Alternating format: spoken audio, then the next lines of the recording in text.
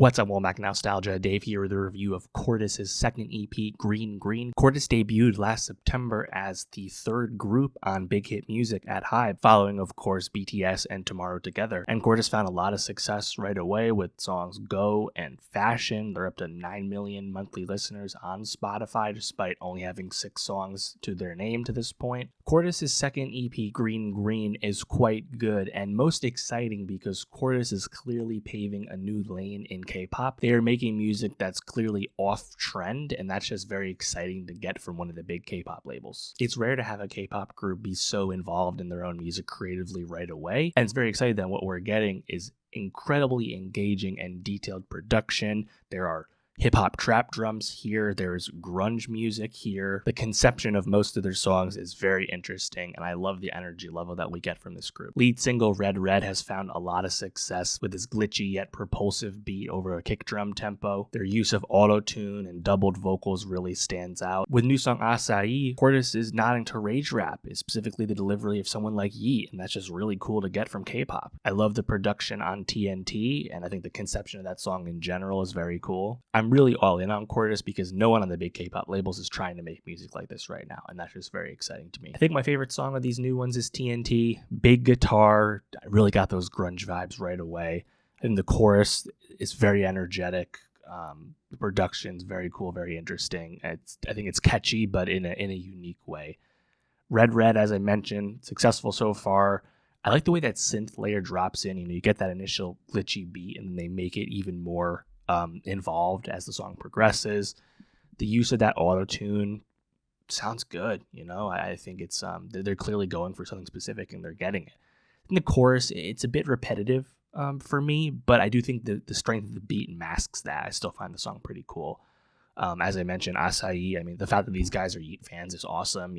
They've previously cited people like Mac Miller and Tyler the Creator as influences. Not surprising that they'd be into someone like Yeet being attention to new music.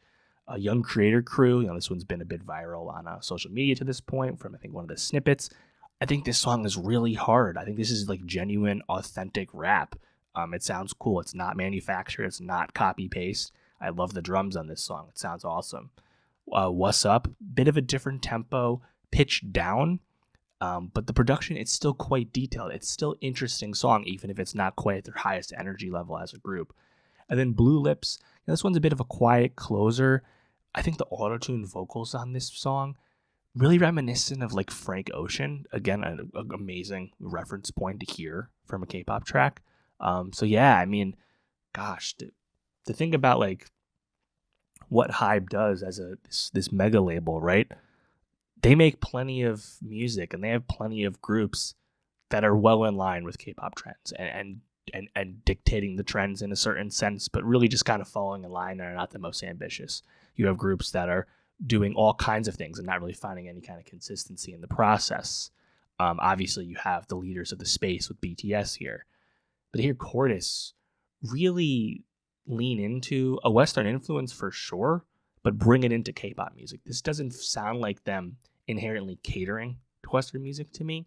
The music is primarily in Korean, for example, but clearly that's an inspiration for these guys, and they're bringing it into K-pop, and I think just making K-pop that's kind of driving forward versus being super reactive and safe in the process. I wouldn't call a lot of these songs safe, and I think the fact that they found a lot of success early on, I think it inherently speaks to the strength of being at a HYBE label, being at Big Hit Music. I think it speaks to the strength of that promotion and how this group really latched on. But when we think about how competitive male K-pop has been the last few years, especially now with the return of BTS, Cortis has carved out a new space for them to exist in, right? And I think that's really exciting, and I think there's a lot of room for them to really run with something like this. And at this point, there's only a dozen songs to their name or so following this release, not even, maybe 10. So they're still incredibly new. They haven't even been out a year, So I think the sky, though, could be the limit with this group just because the early returns have been so exciting and so interesting. So I hope that they continue to not be reined in by the label and continue to act on their own inherent creativity because it's clearly working and finding success. So let me know, what you think of this new release from Cortis? How do you feel about this group in general? Are you interested and excited by them like me? Let me know. And for more music reviews, more K-pop reviews, subscribe, and I'll see you next time.